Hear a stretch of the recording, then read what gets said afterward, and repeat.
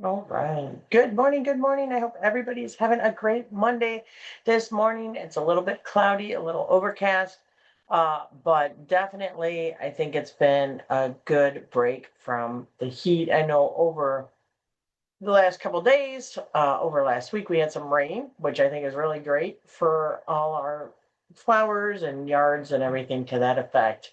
But it is still warm, and I think on Wednesday it's going to be in the 90s again. So, want to make sure that everybody is reminded that if you are having issues with your air conditioning or if you need a cooling station, to make sure you drink a lot of water. And today, I do have a big bottle of water by my desk here to stay hydrated. And today I also have another iced coffee, and I brought out my Chicago Cubs glass because, wow, just the Chicago Cubs are being amazing and doing a great job. So, way to go, Cubs.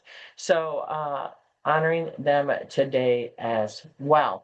So, what is going on today? Here's a little fun fact for you. Belgian waffles. They're on the internet today, and you want to know why they're on the internet today? It is Belgian Independence Day. So, a little bit of international trivia. I know we talk a lot about Illinois here on this podcast, Facebook Live, but sometimes it's fun to learn about other countries, and Belgium is one of them. So, Belgian Independence Day is today, July 21st, commemorating the establishment of Belgium as an independent nation in 1831.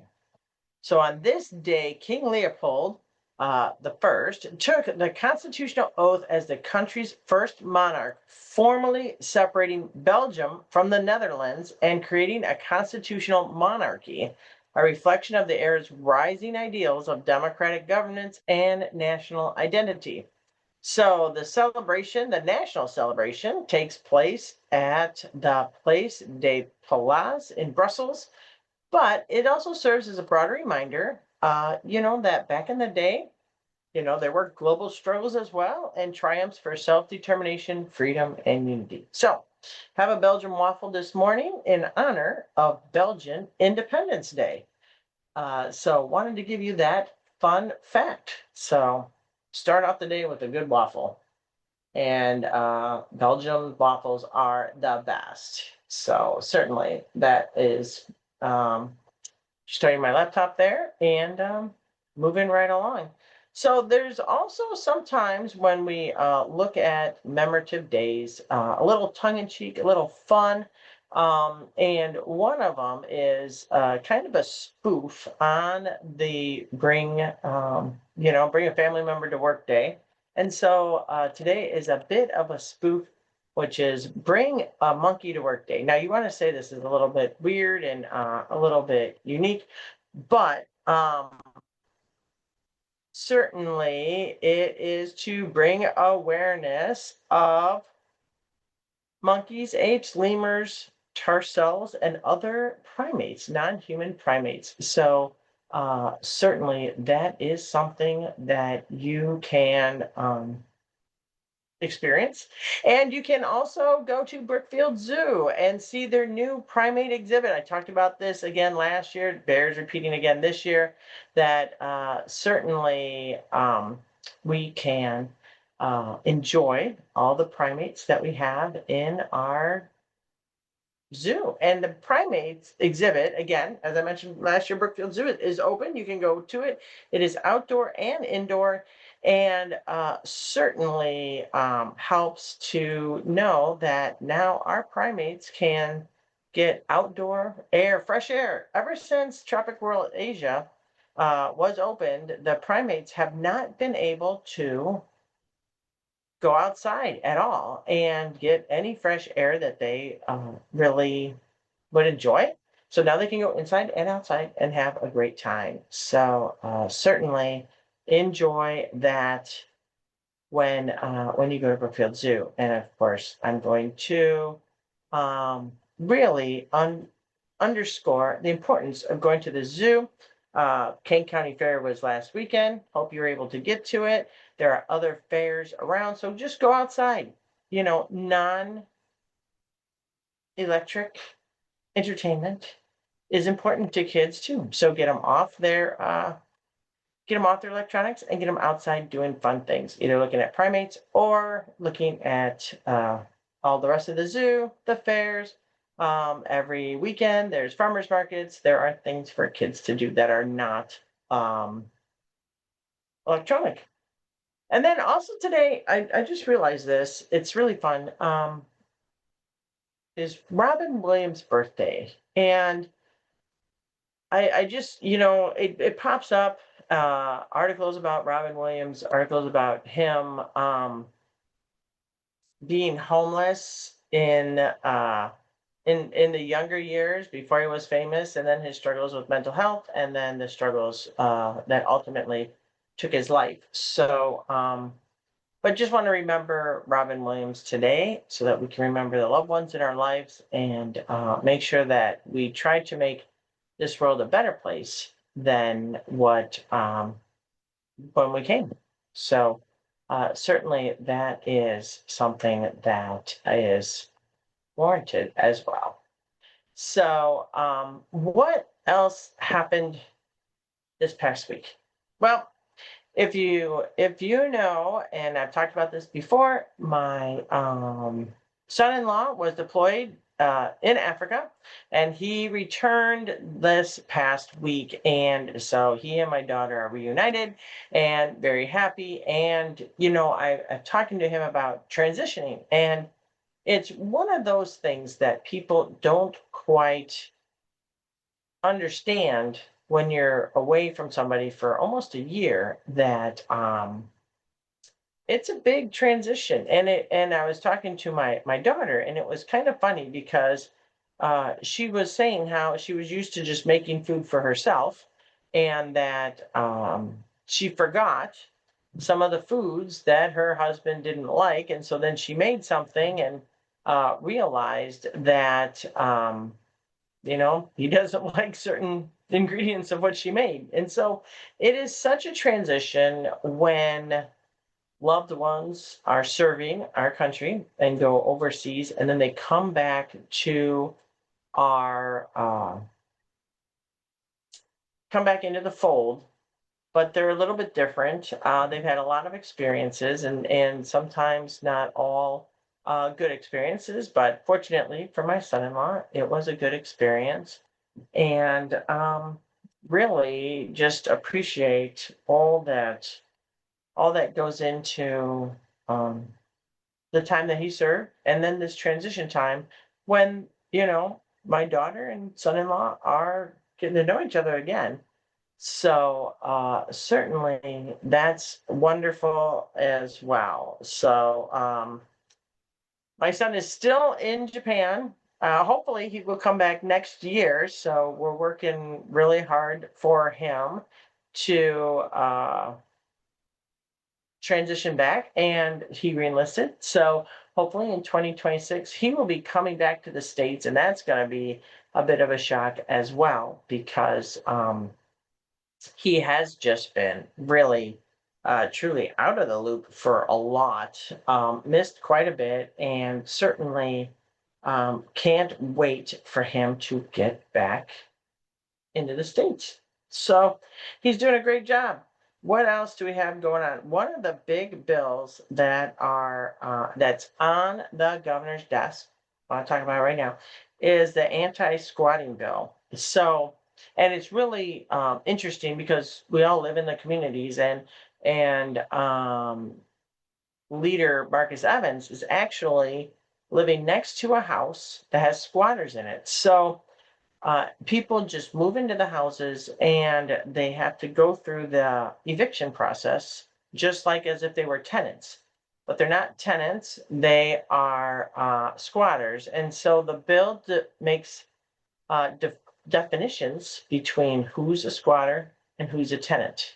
And tenants certainly have rights, but individuals cannot just come into somebody's house if they are renovating them, or if they are for sale, or if they're in between renters at the time and it's vacant. They can't just go into somebody's property and take up residency there and really squatting. So it was interesting in the article today that Leader Evans was living right next to a house where squatters came and set up camp. And so the bill is on the governor's desk. We're urging the governor to sign this bill to define what is a squatter and what is a true tenant. Because if you're a true renting individual with a lease, you're afforded rights as a tenant, but not so much as a squatter. So that bill is on the governor's desk. So just one of those things that certainly wanted to pass along to all those individuals that have um, called me and emailed me about that bill. So certainly that is a bill that's on the governor's desk. And talking about a couple other bills that are on the governor's desk, one was a bill from my friend, State Representative Mary Gill, and it is about agricultural sciences. So there's a bill that's awaiting final action for the governor to expand Illinois support for agriculture educational teachers. So this is, of course, very important. I've talked about this before. Illinois is an agricultural state.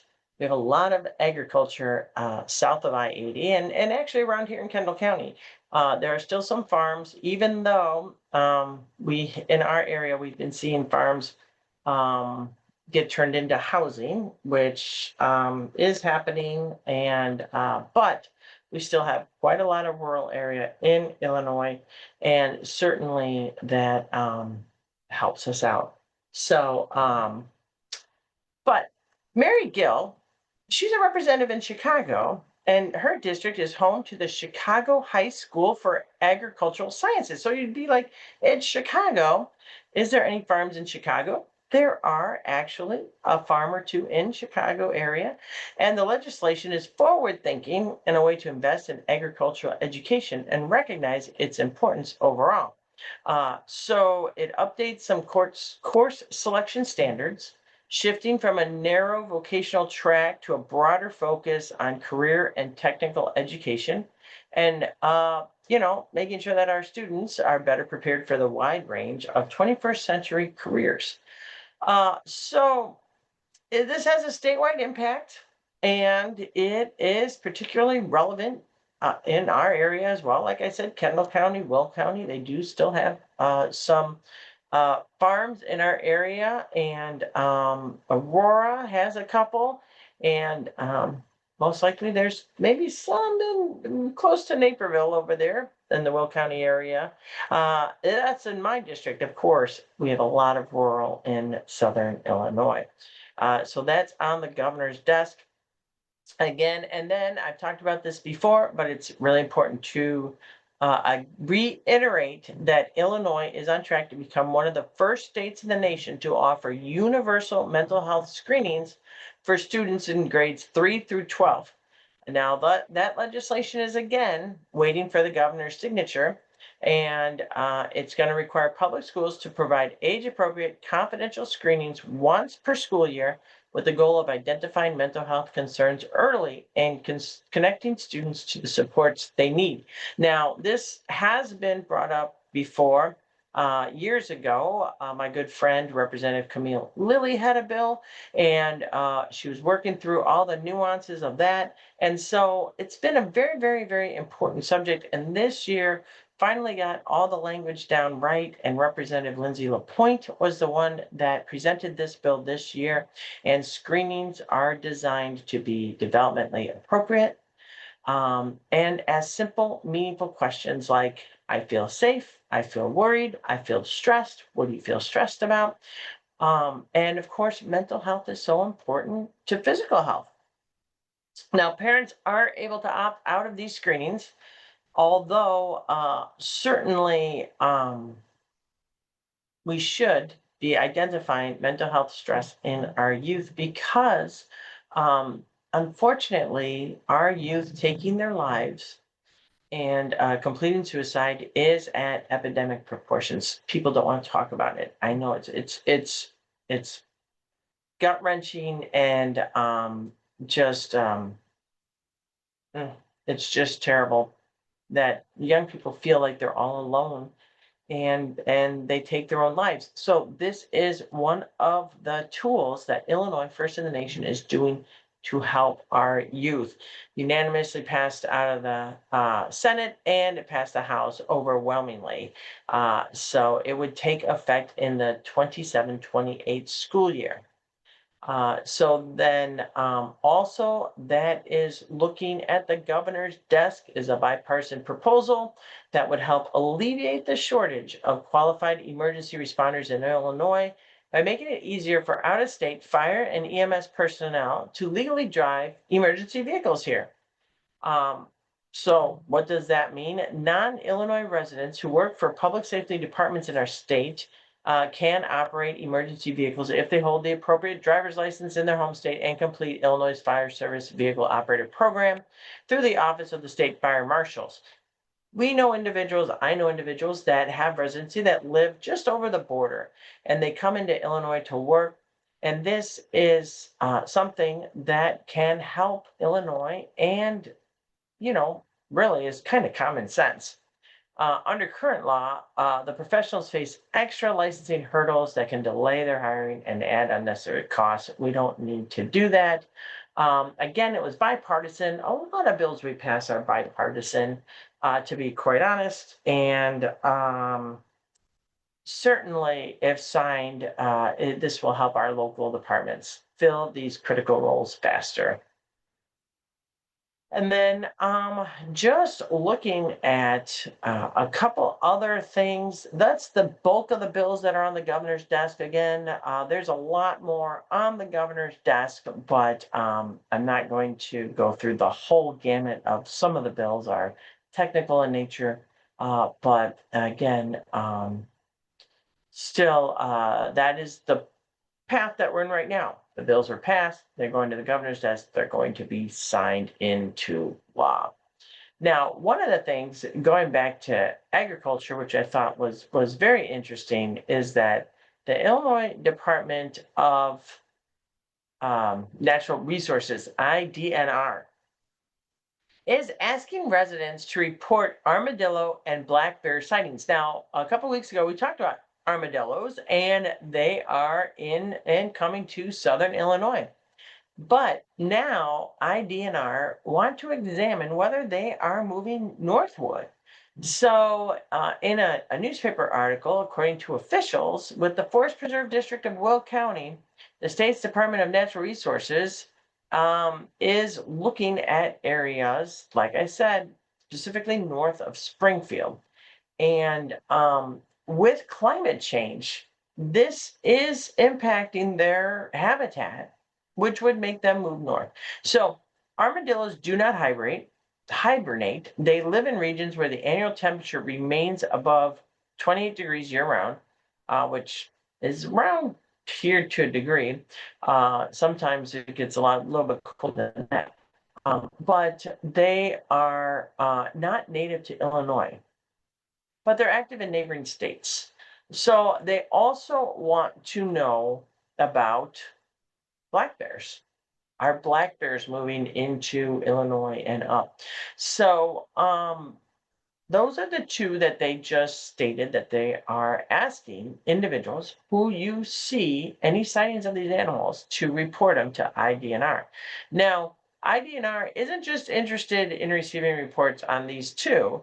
According to the state, residents who see large predators like gray wolves, cougars, black bears, and also maybe a large osprey, any of these large predator animals, along with armadillos. Armadillos are not predators, but certainly report those sightings as well, and you can do that through the IDNR website.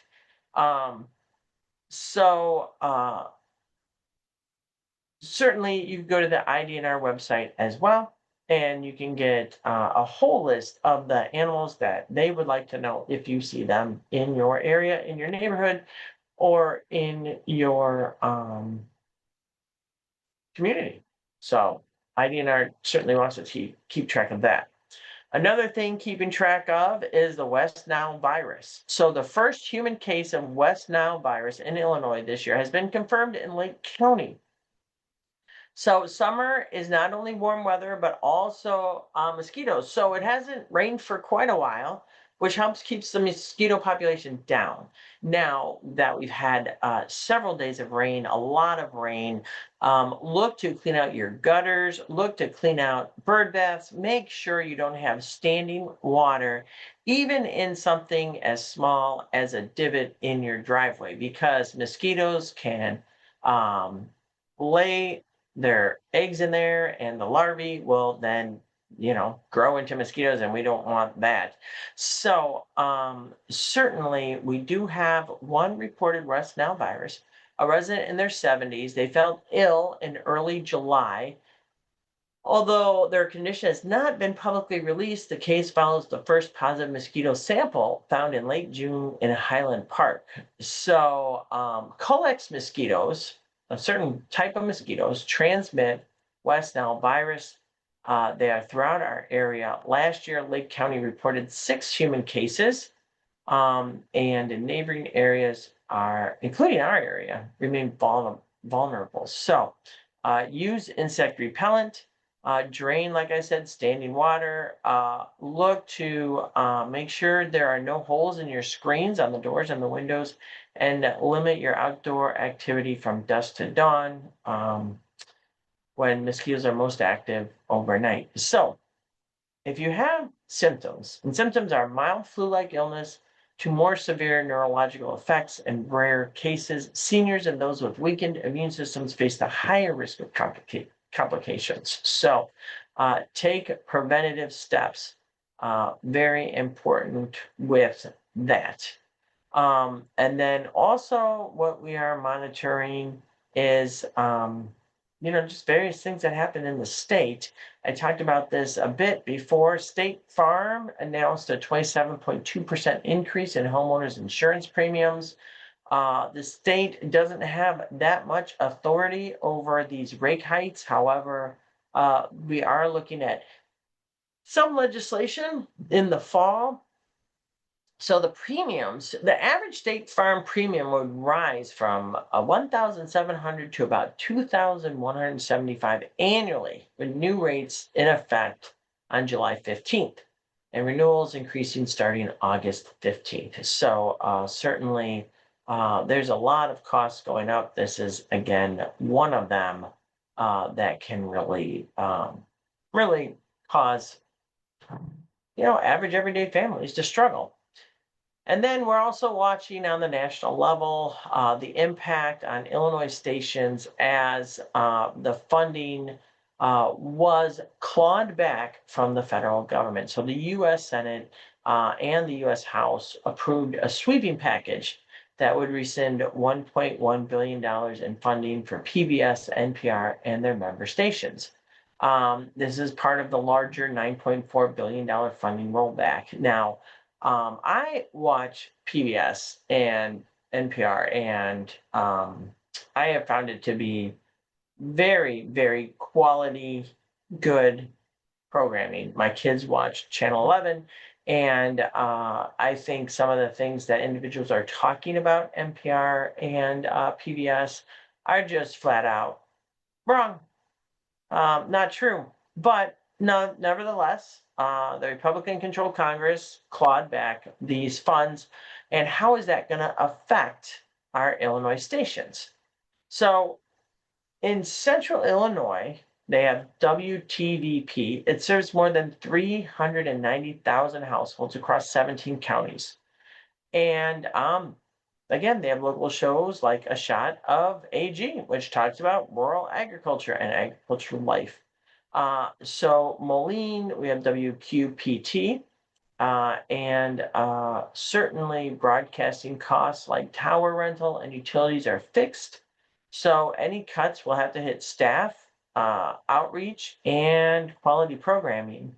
And actually, WQPT only has a staff of just about 8 people. So it already runs lean. So certainly that's going to affect it as well. Chicago Public Media, which includes WBEZ and channel WTTW, Chicago Sun-Times, stand to lose about $3 million, or roughly 6% of their annual budget. So when it's gets signed into law by the president, we are looking at things about, around the August, September area. Worst case scenario, the state is talking to member stations, and certainly you can support public broadcasting by donating to their cause. So donations and advocacy. So I've donated to WTTW and NPR in the past, and I would encourage individuals to donate and support national broadcasting. And then finally, we might have talked about this before, but the University of Illinois Corn Genetics Lab faces relocation. And this is a proposal in the 2026 federal budget. And that would relocate a nationally significant corn genetics research facility from the University of Illinois Urbana-Champaign to Iowa. Now, this could have ripple effects beyond just the campus, and throughout the whole state, because agriculture remains a cornerstone of our economy. But the genetics, it's called the Maize Genetics Corporation Stock Center, maintains over 100,000 unique corn genetic lines, supporting groundbreaking research that helps improve crop yields, disease resistance, and sustainability practices. So these advancements directly affect local farmers and products in our area. It would disrupt decades of research, and it would cost taxpayers more and relocate the work to a site that lacks the current capacity to house such a vital collection. So Illinois remains a national leader in corn production, but that's in the 2026 proposed federal budget. And then locally, Will County approved 2 solar farms, but denied 2 others. Local control, so solar power remains a key part of Illinois' long-term energy goals. Naperville is considering a sales tax increase. So on the state level, we stopped collecting grocery tax. Now, what happened is the state would collect grocery tax, and some of that would go to the cities and villages. But now the cities and villages have to either cut their budget or do a local grocery tax. Again, this is local control. So the Naperville City Council is looking at that aspect. And then Aurora City Council is reorganizing the city divisions. And some of these, they actually kind of make sense to me. So the new mayor, Mayor Lash, so Mayor Lash's administration has proposed a reorganization of several city departments. Most notable change is folding in the mayor's office of community affairs with his functions to redistribute across city structure. So I think it looks fairly well.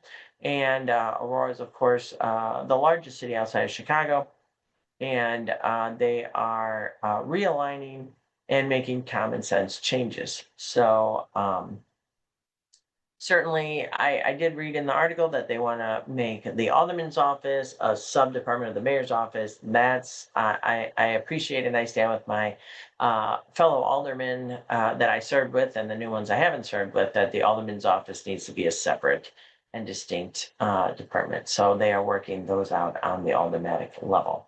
And then again, I talked about the Quad County Urban League's 50th open house celebration. That was last week on Monday. And I have worked with the Quad County Urban League for as long as I've been serving in public service, 20 years. Longtime leader Theodia Gillespie, I am blessed to call a friend, and she has served more than 40 years with the league, including over 30 years as president and CEO. And I am always impressed and honored by her leadership. She is humble, and she certainly has a servant's heart for the people of the city of Aurora and the students and the youth that they serve, not only for Aurora, but throughout all 4 counties, DuPage, Kane, Kendall, and Will. Our Quad County Urban League really has been the pillar of our community since July 14th, 1975. And their golden anniversary is not just a reflection of past achievements, but a call to continue to work of justice, access, community leadership, and being there for those that need help in our community. So they transform lives and they strengthen the community in which they operate in. So they are certainly doing a great job. Now, finally, we're going to look at the week ahead. So, what's going on this week? So, if you want to look at the local arts, True West is at the Copley Theater. So, it's a Tony nominated play that is an American classic that explores the tension between two estranged brothers. One is a screenwriter, the other is a drifter, and their rivalry spirals into chaos. So, if you haven't seen this show at the Copley Theater, it is certainly worth the time, and I highly recommend you checking it out. And then at the end of this week, I am participating in the Conference of Council of State Governments Midwestern Legislative Conference. It's we get together and from individuals that are lawmakers in the Midwest. Iowa, Kentucky, Indiana, Michigan, Wisconsin, and Canada, believe it or not, is in our collaboration. And it is very important and certainly helps me as a state representative learn what other states are doing, compare notes, get great ideas for our upcoming session next year.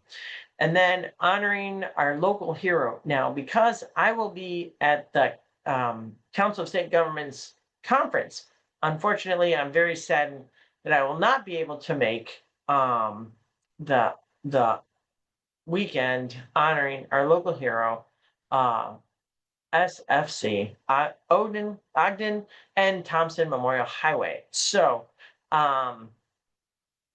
certainly it's a very special event. Legislation I have introduced in the House to and has gone over to the Senate. So it designates a portion of Route 25 in Aurora from Sullivan Road to Ashland Avenue.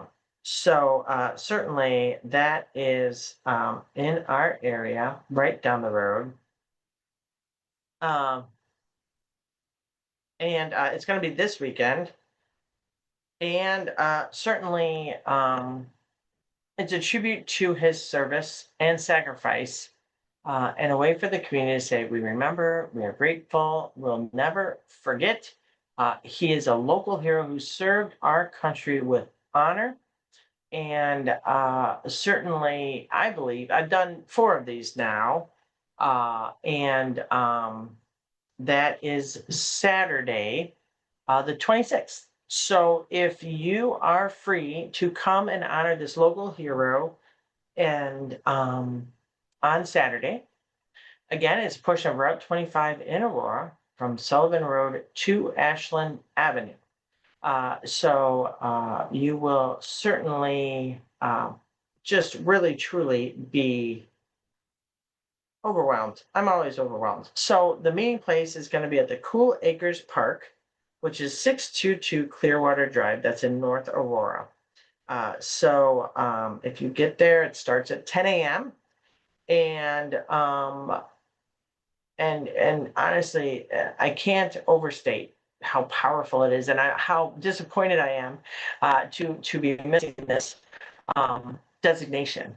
But please show up and show the family that is still around and all those who knew him to honor him with your presence. Again, that's Saturday, starting at 10 a.m. at Cool Acres there in North Aurora.